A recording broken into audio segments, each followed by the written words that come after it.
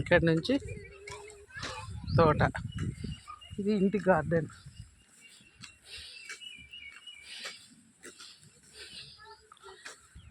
ఇదంతా ఇంటి ముందు చెట్లు ఫ్రెండ్స్.